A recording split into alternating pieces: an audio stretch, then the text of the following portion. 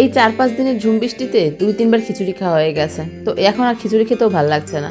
তো ইউনিক কি খাওয়া যায়, ভাবলাম আস্ত খাসি লেগ রোস্ট করি, তাই ফ্রিজ থেকে নামিয়ে ডিপ রোস্ট হতে দিলাম। হ্যালো এভরিওয়ান, আসসালামু আলাইকুম। তো এতক্ষণ এন্ট্রি দেখে বুঝিয়ে নিয়েছেন যে আজকে আমি কি রেসিপি তৈরি করতে যাচ্ছি। আজকে তৈরি করব আস্ত খাসির লেগ রোস্ট।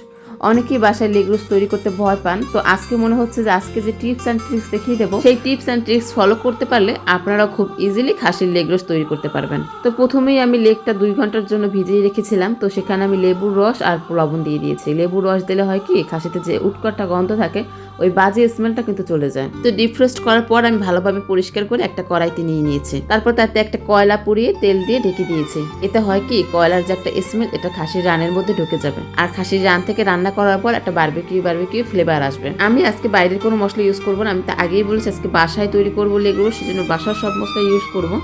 আমি এখানে কাঠবাদাম, তারপরে জয়ফল, জয়ত্রী এইসব ব্লেন্ড করে নিয়েছি। এখন একটা আলাদা বাটিতে টক দই, পেঁয়াজ বাটা, রসুন বাটা সবকিছু দিয়ে নিয়েছি, সাথে টমেটো সসও দিয়েছি। তারপরে দিয়ে দিলাম জিরা বাটা পরিমাণ মতো, মরিচের গুঁড়া সামান্য, আর দিয়ে নেবো আমি ব্লেন্ড করে যে মশলাটা রেখেছিলাম সেটা। এখানে বাদাম গুঁড়ো সহ আর সব ধরনের মশলা আছে। তারপরে দিয়ে দেবো পরিমাণ মতো ধনিয়ার গুঁড়ো। আমি এখানে আসলে কোনোটাই মেপে দিইনি, সবকিছু আন্দাজ মতো দিয়েছি।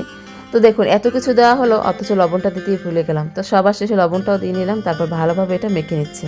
মশলাটা যত ভালোভাবে মাখানো হবে, ম্যারিনেট করা কিন্তু ততটা আর বেশি ইজি হয়ে যাবে। তো এই তো 20 মিনিটের জন্য খাসির রানটা ঢেকে দিয়েছিলাম। তো কয়লার যত স্মেল আছে সব কিন্তু খাসির রানের মধ্যে ঢুকে গেছে। এখন আমি যে মশলাটা মিক্স করে রেখেছিলাম সেই মশলাটা এখন পুরো খাসির রানের ভিতর দিয়ে দিচ্ছি। আমি আস্ত খাসির রানটাকে ওভারনাইট এরকম ভাবে ম্যারিনেট করে তারপরে রেখে দেবো, যাতে মাংসের ভিতর সবগুলো মশলা ঠিকভাবে ঢোকে, আর এতে মাংসটা খুব তাড়াতাড়ি সেদ্ধ হয়ে যাবে। তবে হ্যাঁ, ম্যারিনেট করে এটা কিন্তু অবশ্যই নর্মাল ফ্রিজে রাখবেন, বাইরে কেউ ফেলে রাখবেন না, তাহলে কিন্তু গোশটা নষ্ট হয়ে যাবে।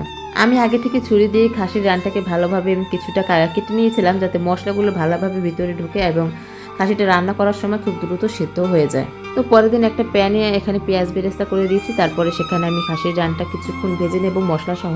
তো এখানে আমার একটা ভুল হয়ে গিয়েছিল যে আমি আসলে আন্দাজ করতে পারিনি, আমি ভেবেছিলাম ফ্রাই প্যানে হয়তো বা খাসির রানটা রান্না হয়ে যাবে। খাসির রানটা পুরোপুরি ফ্রাই প্যানে এঁটে গেলেও এটা আসলে রান্নার জন্য একদমই পারফেক্ট ছিল না, সেজন্য আমি ফ্রাই প্যানে কতক্ষণ ভেজে তারপরে এখানে বড় আমার যে কড়াই ছিল হাঁড়ি, সেই হাঁড়িতে আমি এখানে দিয়ে দিলাম খাসির রানটা। এভাবে খুব বড় পাতিলে দেওয়ার সুবিধা কি, যে নাড়াচাড়া করতে অসুবিধা হয় না, আবার খুব দ্রুত রান্নাও হয়ে যায়। তো এই তো তারপরে গরম পানি দিয়ে আমি এটাকে রান্না করতে দিয়েছিলাম। তো 40 মিনিট পর রান্না করার পরে আমার খাসির এই হচ্ছে ফাইনাল লুক। আলহামদুলিল্লাহ প্রথমবার রান্না হিসেবে কিন্তু রান্নাটা খুবই ভালো হয়েছিল। তো যেহেতু এটা শাহী একটা রোস্ট রান্না, তার ভিতরে ঘি দেবো না তা তো হয় না। তো এটা ঘি দিয়ে তারপরে আমি এটা সার্ভ করার জন্য একটা সার্ভিং ডিশে নামিয়ে নিলাম। তো আমার এই রেসিপি ফলো করলে আশা করছি কেউ আর ভয় পাবে না বাসায় বসে এরকম বড় কোনো আয়োজন করার জন্য। তো আজ এই পর্যন্তই, সবাই ভালো থাকবেন, সুস্থ থাকবেন, ধন্যবাদ।